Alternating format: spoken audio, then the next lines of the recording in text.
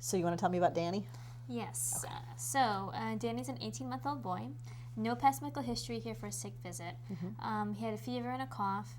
Mom reports he had been having a cold with a runny nose for the past week or so. Okay. But the past 2 days, he's had the cough is worsening, and his fever has gone up to 102 rectally. Okay. Patient's cousin has asthma, and they had a neb machine at home. His mom tried giving him a neb. I'm not exactly sure what it was. I'm guessing it's probably albuterol. Sure.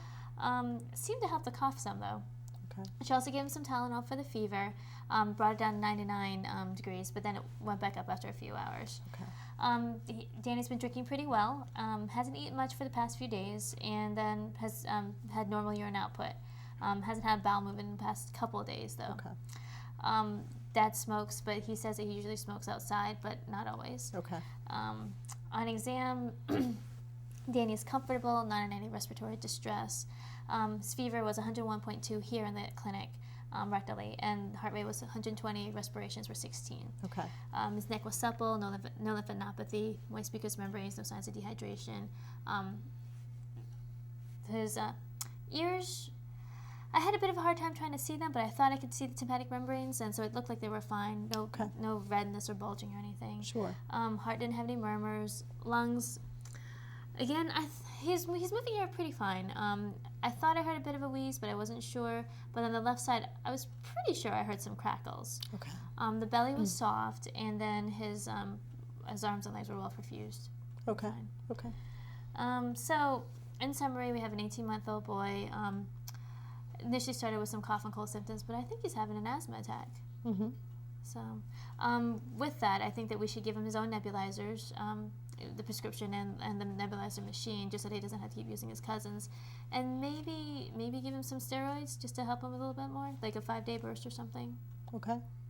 So you're thinking that this is an asthma exacerbation? Yeah. Okay. So tell me what parts of the history and physical make you think that it's asthma? Well, I heard the wheeze. Yep. Or I thought I heard the wheeze. Sure. And then the nebulizer, he just got better on the nebulizer machine. So he responded to the neb machine? Yeah. Okay. Anything else from the history that makes you think it's asthma? His family history, he has a history of asthma and allergies. Sure. And he's got the cousin who has asthma and Right. stuff. Okay. So those are all things that might make me think it was asthma too. Anything else in your differential diagnosis? I guess maybe pneumonia. Okay. So partly because of the fever. Mm-hmm. So the fever. Anything else that might make you think it was pneumonia? He did have those crackles on exam on his on the left base side. Okay. Okay. So that probably would. All right. And anything else besides pneumonia that it could be? I mean, I guess bronchitis as well would go along with that. Sure. I mean, symptoms can be very similar to pneumonia, especially in little kids. Mm-hmm. So, okay. So suppose it's pneumonia. How do you explain that he got better with the neb?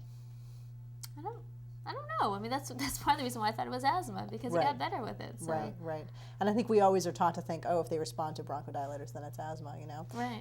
Truthfully, if a kid has a respiratory infection with a cough, the cough will often respond symptomatically to bronchodilators, whether or not they have asthma. So a lot of times in a kid who has no asthma diagnosis, if they have a viral bronchitis or something like that, sometimes I'll give them albuterol for like a week or two just to help with the cough. Okay. But then they don't need to continue it because they don't really have asthma. Okay. So it's not necessarily a done deal that if he responded to the nebulizer he has asthma.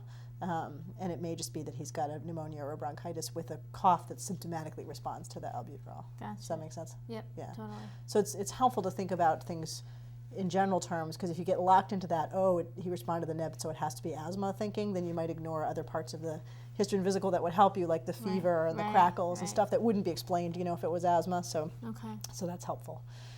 So say it's pneumonia. We'll go and see him together and try to figure out whether it's bronchitis or pneumonia. But say it's pneumonia. Okay. What do you want to treat him with if it's pneumonia? I guess an antibiotic. Sure.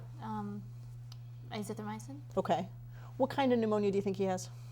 Well, he's an 18-month-old. He's at home, so I would guess a community-acquired pneumonia. Yeah, I agree. I mean, it's, in a kid this age who's not, exposed to institutional settings, community-acquired is reasonable. Okay. So you just want to think about, when you choose an antibiotic, what kind of pneumonia is this and what are the likely organisms that it could be, and just make sure that those are covered by the antibiotic. Okay. And I agree, azithromycin's a good choice for community-acquired pneumonia. Okay. So that sounds good.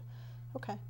So we can go see him together. I'll try to look at his ears, make sure that we saw those, and listen to his lungs, and we'll talk about bronchitis versus pneumonia. Great. Sounds good. There's a good article in, I think it was 2 or 3 months ago, in American Family Physician. It's sort of a review article about upper respiratory infections in children. It'd be good for you to look at because it's a lot of the stuff that we were just talking about. That'd be great. So take a look at that tonight, and we can just talk about it if you have any questions tomorrow. Okay. Does that sound good? Yes. Okay, great. Thank you.